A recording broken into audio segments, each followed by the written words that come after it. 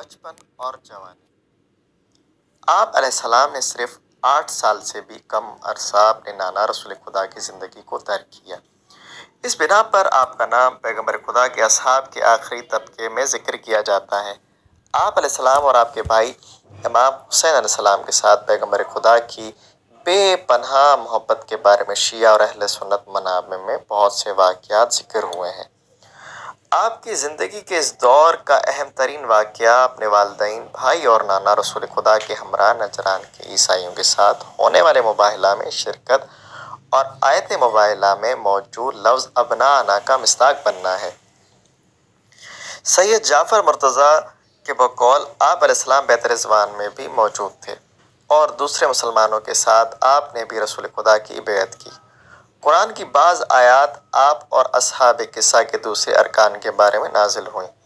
کہا جاتا ہے کہ آپ 7 سال کی عمر میں اپنے نانا رسول خدا کے مجالس میں شرکت فرماتے اور جو کچھ حضور خدا پر وحی ہوتی اس بارے میں اپنی والدہ بی بی فاطمہ زہرا سلام اللہ علیہا کو مطلع فرماتے تھے۔ ازواج اور اولاد۔ تبریسی کے بقول امام حسن علیہ السلام کی اولاد کی تعداد 16 بتائی جاتی ہے۔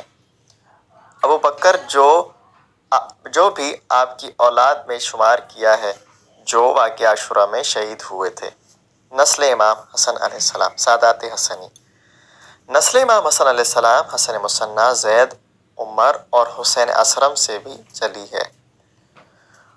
حسین اور عمر کی نسل کچھ عرصے بعد ختم ہوئی اور صرف حسن مثنیٰ اور زید بن حسن کی نسل باقی رہی، جنہیں سادات حسنی کہا جاتا ہے۔ آپ کی نسل سے بہت سارے شخصیات نے دوسری اور تیسری صدی کے دوران بنی عباس کی حکومت کے خلاف مختلف سیاسی اور سماجی تحریکوں کی قیادت کی اور اسلامی دنیا کی مختلف گوشہ و کنار میں مختلف حکومتیں قائم کی ہیں۔ یہ شخصیات بعض علاقوں میں شرفاء کے نام سے معروف تھی۔ امام علی علیہ السلام کا دور خلافت اور کوفہ میں قیام۔ امام حسن علیہ السلام امام علی علیہ السلام کے 4 سالہ دور خلافت میں شروع سے لے کر آخر تک اپنے والد گرامی کے ساتھ رہے۔